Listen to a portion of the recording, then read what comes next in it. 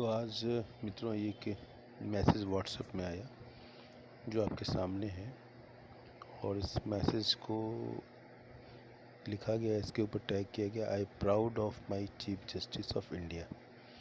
और ऐसा क्या मैसेज था? तो जैसा कि आप जानते हैं कि हमारे वर्तमान चीफ जस्टिस मुख्य न्यायाधीश साहब हैं जस्टिस BR गवई जी, और उन्होंने एक स्टेटमेंट दिया, संपन्न लोगों को रिजर्वेशन से बाहर करने का फैसला संसद करें। एक शख्स जब IAS, PCS, IPS बन जाता है तो उसके बच्चे गाँव में रहने वाले उसके समुदाय की तरह असुविधाओं का सामना नहीं करते, फिर भी उसके परिवार को पीढ़ियों तक आरक्षण का लाभ मिलता रहेगा। अब ये संसद को तय करना है कि संपन्न लोगों को आरक्षण से बाहर करना चाहिए या नहीं। अब एक ऐसा स्टेटमेंट है जिसके ऊपर बहुत हो हल्ला बवाल, जिसे कहते हैं हल्ला बलो कह लें, ये हो सकता था अगर इस वाक्य को, इस सेंटेंस को, इस कहानी को कोई और व्यक्ति कहा होता। अब चूँकि जिस चीफ जस्टिस हैं सुप्रीम कोर्ट के, दूसरे ये उस समुदाय से बिलोंग करते हैं जिसको खुद रिजर्वेशन का फ़ायदा मिलता है, तो ये उनके मुख से निकला हुआ वाक्य है और कहीं न कहीं इन्होंने इस बात को रियलाइज़ किया होगा कि जो व्यवस्था है उसमें कुछ खामियां हैं। और मैं बचपन में मुंशी प्रेमचंद्र के जन्मदिन के अवसर पर, मैं क्लास 7th या 8th में पढ़ता था, तो वहाँ एक प्रतियोगिता हुई थी, निबंध प्रतियोगिता लिखना था और टॉपिक था मुंशी प्रेमचंद्र के जीवन पर आधारित कोई कहानी, कोई उपन्यास का अंश जो भी हो। तो बहुत सारे लोगों ने बहुत अलग अलग कहानियाँ अलग चूज़ किया था। बचपन में मैंने एक कहानी उनकी पढ़ी थी प्रेमचंद जी की, पंच परमेश्वर। और पंच परमेश्वर कहानी में कई किरदार थे, खाला थी, जुम्मन शेख थे, अलगू चौधरी। उसमें सबके कैरेक्टर के साथ कलम के सिपाही मजदूर थे, हालांकि सिपाही जो मजदूर का जीवन जिया, तो कलम के सिपाही उपन्यास सम्राट श्रद्धेय मुंशी प्रेमचंद जी ने हर पात्र के साथ न्याय किया है। उनकी सभी रचनाओं में उन्होंने गजब की लेखन शैली थी उनके पास, जिसकी व्याख्या के लिए हमारे पास शब्द नहीं है। तो उस पात्र में सारे पात्र के साथ उन्होंने न्याय किया। और लेकिन मुझे जो पूरी कहानी को आप जब पढ़ेंगे, पढ़ते पढ़ते, अब मानस, एक छोटे बच्चे के मानस के ऊपर क्या प्रभाव पड़ता है, तो उसको समझने का प्रयास कीजिएगा। वो इनसे जुड़ा हुआ है गवई जी के इस स्टेटमेंट से, इसलिए मैं इसकी चर्चा कर रहा हूँ कि जब खाला की ज़मीन को जिस तरीके से जुम्मन शेख कब्जा करना चाहता था, तो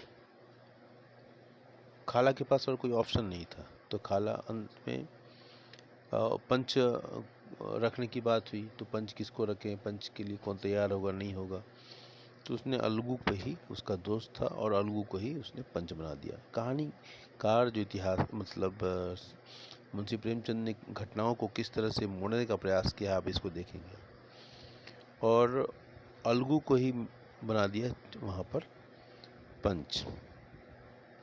अब अलगू के लिए धर्म संकट की स्थिति है कि एक तरफ खाला जिसको सताया जा रहा था, और एक तरफ जुम्मन शेख जो उसका जिगरी दोस्त है। अब अलगू करे तो क्या करे? अलगू बीती रात को वो काफ़ी मशक्क़त करता रहा, कभी खाला के बारे में सोचे, कभी अलगू के बारे में सोचे कि मेरी दोस्ती टूट जाएगी, कभी खाला भगवान के दरवाजे पर क्या न्याय देंगे।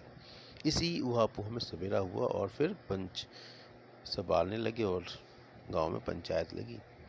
और फिर अलगू ने मतलब न चाहते हुए भी खाला के पक्ष में अपना फैसला दिया। और तब मुंशी प्रेमचंद जो वाक्य लिखते हैं, वो वाक्य अभी भी मेरे मानस पटल पर अंकित है।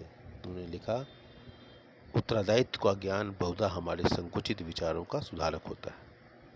ये इतनी बड़ी लाइन है। आप सोचिए तो, जब हम क्लास टीचर होते हैं, हम जिस पोस्ट पर हैं, चाहे प्रिंसिपल हो चाहे किसी भी पोस्ट पर हो, जब आपके ऊपर अथॉरिटी होती है तो आपको न्यूट्रल होना चाहिए, होना पड़ेगा, और यही न्याय की दरकार है, यही न्याय संगत भी है।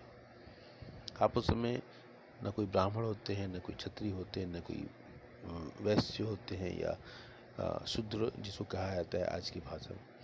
हाँ, ऐसा कुछ भी नहीं है, न हिंदू न मुसलमान, कुछ भी नहीं।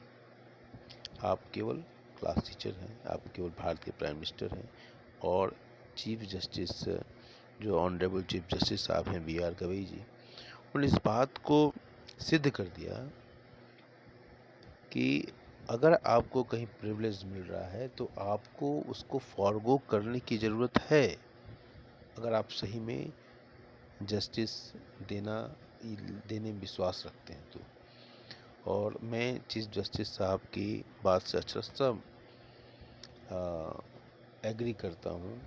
इन्होंने जो कहा कि जिन लोगों को रिजर्वेशन का फ़ायदा मिल रहा है, एटलीस्ट क्लास 1 और क्लास 2 के जो लोग हैं, उनको रिजर्वेशन फॉरगो करना चाहिए, उनके आने वाली जनरेशन को रिजर्वेशन ना मिले, क्योंकि उस समुदाय के साथ सही मायने में न्याय तभी होगा। क्योंकि एक जनरल को तो कोई फ़ायदा मिल नहीं रहा है, लेकिन जिन लोगों को मिल रहा है वो भी जनरल लोग हैं, उनको सारे फ़ायदे सब लोग क्लेम करते हैं सामाजिक आधार पर। लेकिन मेरा अपना मानना है कि आर्थिक स्थिति सुधरती है तो सामाजिक स्थिति में भी बदलाव होता है, और इसका बीता जागता उदाहरण शहरी जीवन में आसानी से देखने को मिल जाता है, जहाँ पर हम लोग साथ में बैठकर खाते हैं, एक साथ सारे काम हम लोग करते हैं, एक थाली में भी खा लिया हम लोगों ने, एक साथ टिफ़िन शेयर करते हैं। तो आर्थिक स्थिति का बदलाव, सामाजिक स्थिति में बदलाव, और इनफैक्ट अगर इसके इतिहास को देखा जाए तो कहीं न कहीं मतलब यही स्थिति रही होगी। और जैसा कि मैं अपने मानस से समझने का प्रयास कर रहा हूँ, फिर भी मुझे लगा कि ये व्हाट्सएप का मैसेज है तो पता नहीं सही होगा कि गलत होगा, तो फिर मैं इसको वेरीफाई करने की कोशिश किया। फिर मैंने इसको, हालांकि दैनिक भास्कर लिखा हुआ है, लेकिन इसके बाद मैंने वेरीफाई किया और पाया कि नहीं, ये जो लिखा है वो सही लिखा है। इसको मैं प्रूव करने के लिए मैं आपको दिखाता हूँ। अब देखिए, detail news, no reservation needed for India's new CJI BR Gavai makes bold statement on reservation. तो ये देख लीजिए, CJI सबका डिटेल देखिए, बहुत क्लियरली एक ऐसा व्यक्ति ही वास्तव में देश में सुधार ला सकता है। और हालांकि ये जो कह रहे हैं वो कोई नई बात नहीं है, डॉक्टर BR अम्बेडकर साहब जी ने भी यही ऐसी बात कही थी। तो 10 साल के लिए हालांकि उन्होंने कहा था, लेकिन 10 साल में ये चीज़ें नहीं बदली, तो उसको एक्सटेंड करते गए, और एक्सटेंड होए, कोई दिक्कत नहीं है, एक्सटेंड होना भी चाहिए जब तक उनकी सामाजिक स्थिति में सुधार नहीं हो। लेकिन जो इन्होंने बात जो कही है गवई साहब ने, उन्होंने बहुत वैलिड पॉइंट बोला है कि जो लोग इस सुविधाओं को उपभोग कर चुके हैं उनको उसको फॉरगो करना चाहिए। And I must appreciate our honourable chief justice BR Gavai ji. Thank you.